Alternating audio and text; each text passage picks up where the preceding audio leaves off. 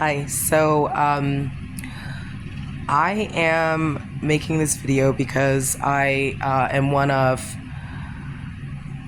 many survivors that had dealt with one Robert Hawkins, and I'm the one that came forward.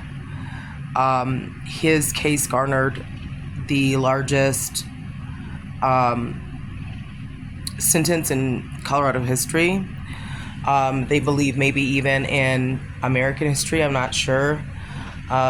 So I'm coming forward because, I'm realizing that dealing with the case, coming forward, trying to do the right thing, right? Trying to rebuild your life after, all this stuff has been not the easiest. And I think that a lot of times, I'm realizing that a lot of people that come forward don't get any justice. And that's for the very small amount of people that actually do come forward. I don't believe that Robert Hawkins would have been caught had I not come forward, because of the fact that no one else had chose to come forward. And also because, it took me over a year to get them to even somewhat take me seriously. And the only reason why they took me seriously was because a teenager came up on somebody's radar after I had told them that he was in possession of children, or, trafficking children. And, it's really frustrating when you come forward and the investigators don't care. I did a lineup on him. It was 2 weeks, maybe tops, from when I actually came forward. So they automatically saw him, knew him, whatever. And what's frustrating is that very same day in that lineup, the detective told me, her name's Detective Thomas, by the way, piece of crap person. By the way, Miss Thomas, you're a horrible detective. Shame on you for not taking me seriously, because other victims were victims because you didn't do your part. By the way. Anyway, so it's frustrating when, the investigators don't take you seriously. I had to call Thomas's lieutenant to get her to even sort of try to pay attention a little bit. And it took another detective coming across a juvenile situation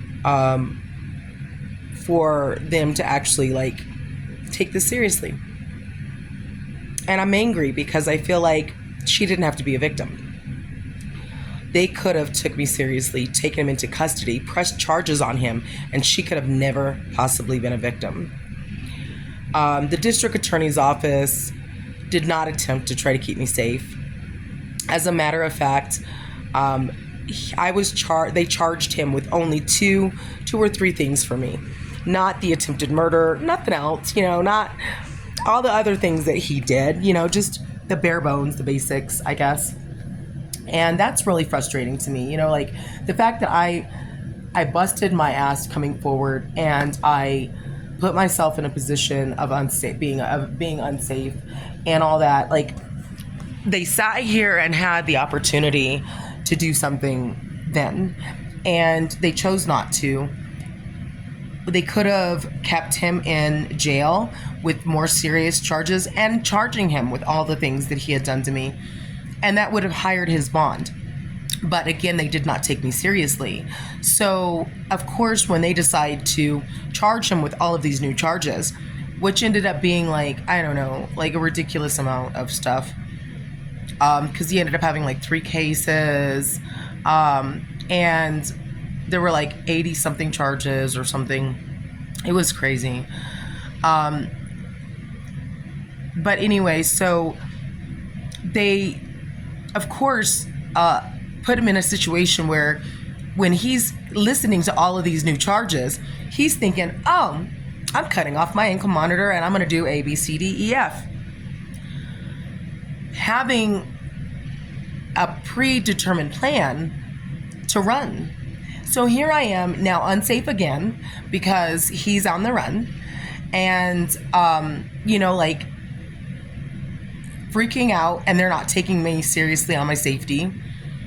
I'm really thankful that in the victims' impact statements that, some of the victims talked about how he had hunted them down in other states and was just really good at finding people, and how dangerous he was in that respect, right?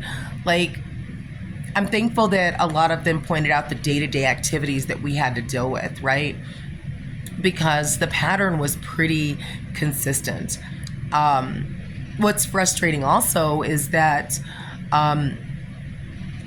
he started getting really desperate with how he would get girls based on my observation of how some of these girls fell prey to him. I'm thankful I came forward. I'm thankful that he has to do my time first. That he will never leave prison because of me.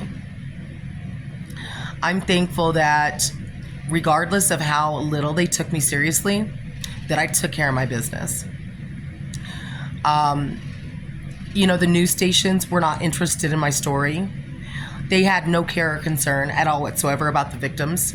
They were just more concerned about, the law enforcement and them being able to get a large sentence. Not the people who had dealt with atrocities to have to get that sentence doled out to somebody, And I find that to be really twisted. They want to try to say things like, oh, it's because we want to protect the victims' identifications. Well, here's the deal. I'm not hiding from nobody. And I have time and again offered, to be able to speak up against not just trafficking, but also about this case. I believe it's important that victims that come forward do speak out. Not just so that people that are still stuck in these situations have the opportunity to know that they can get out, that they can see someone that got themselves out, that was able to change their life, that is working on that, right? And realize it's possible. I don't have to stay in this. I don't have to deal with this. I deserve more, right? And you can't be what you can't see a lot of times. It takes a special person to become something or to do something that they've never seen done before and just step out in faith that it can be done.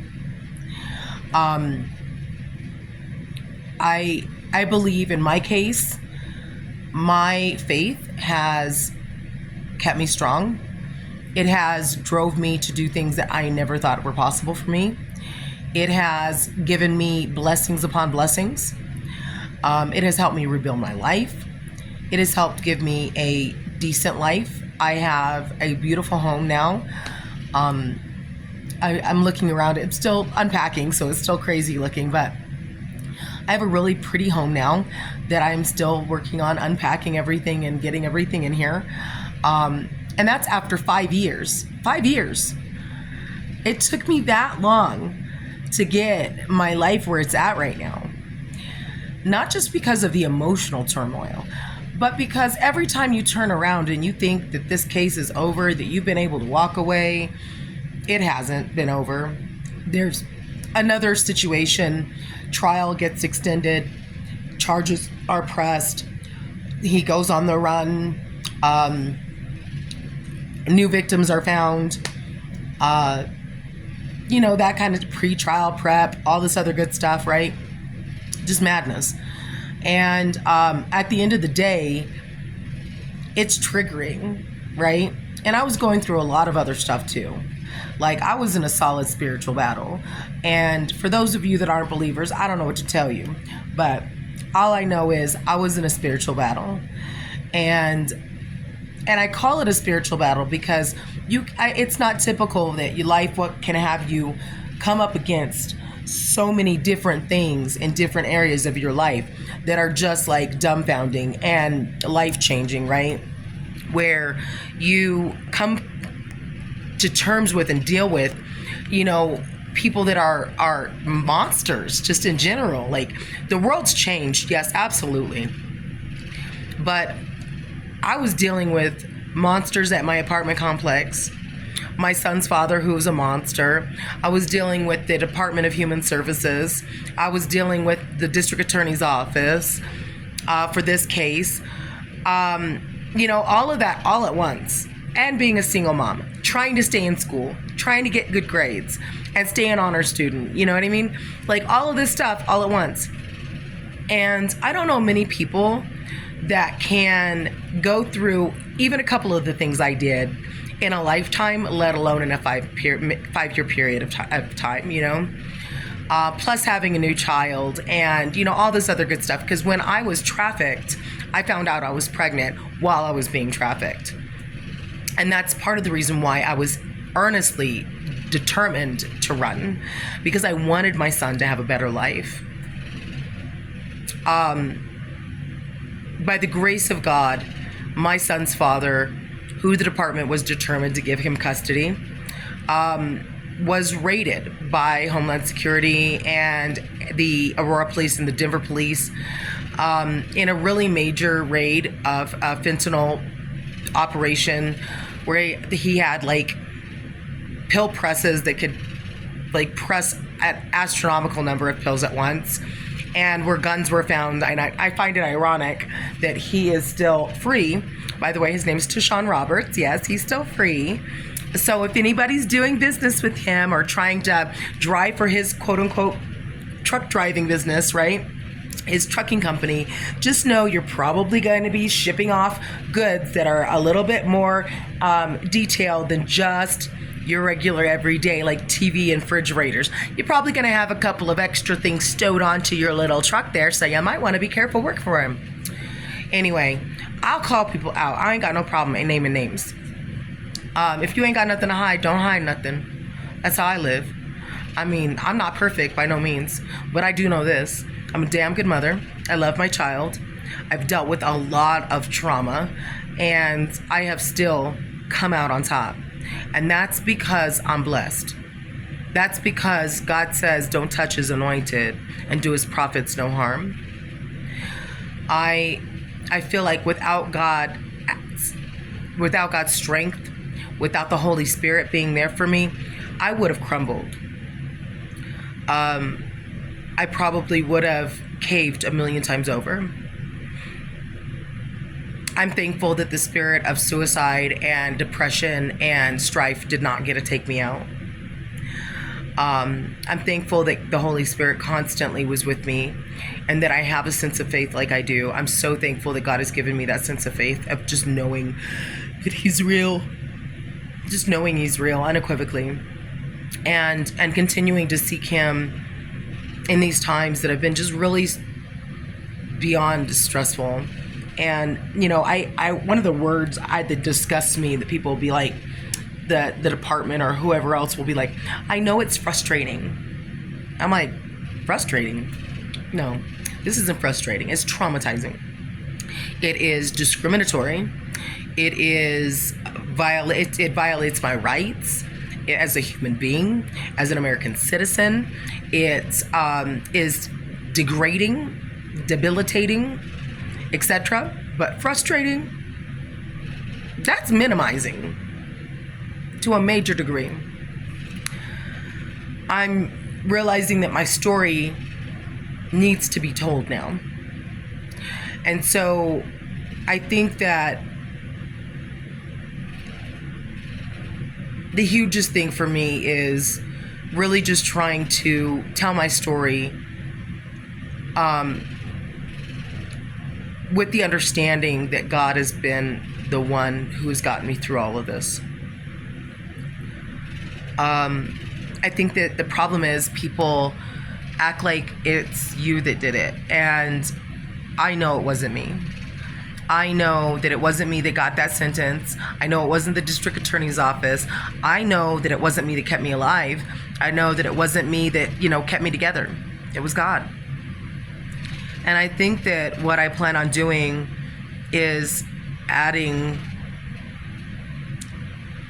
videos in parts to tell about my life, the life that led me up to being trafficked, probably just immediately before, and the life that I led while I was being trafficked and what that looks like, you know what I mean? How I was able to be tricked into this, and why it was so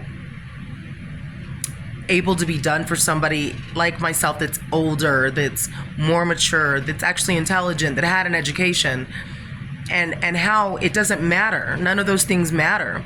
All of those things that you would figure are strengths for you are actually going to not matter, because it's the things that are weaknesses for you that are preyed upon.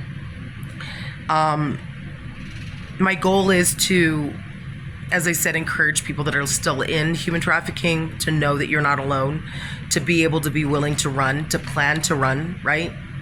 But also for those of you that see people that are grooming those that you love, that are in situations where you question whether or not maybe this is what that is. How do you go about something like trying to expose them to the truth? And to be quite honest, the answer varies. And I think that that's another reason why I want to do multiple parts to my story. And then I also believe that I want to go over like the rebuilding phase. Like, what does that look like for me? And like, how long has it taken? How much further do I think I have to go? What am I wanting in life, right? And I think that like there's always phases in life when you go through major happenings, right? You're going to have major phases through that traumatic time in your life, right? You're going to have the pre-contemplation, the contemplation, the actual, acting stage of change. And then the after you start changing, what does that look like? What does rebuilding look like, right?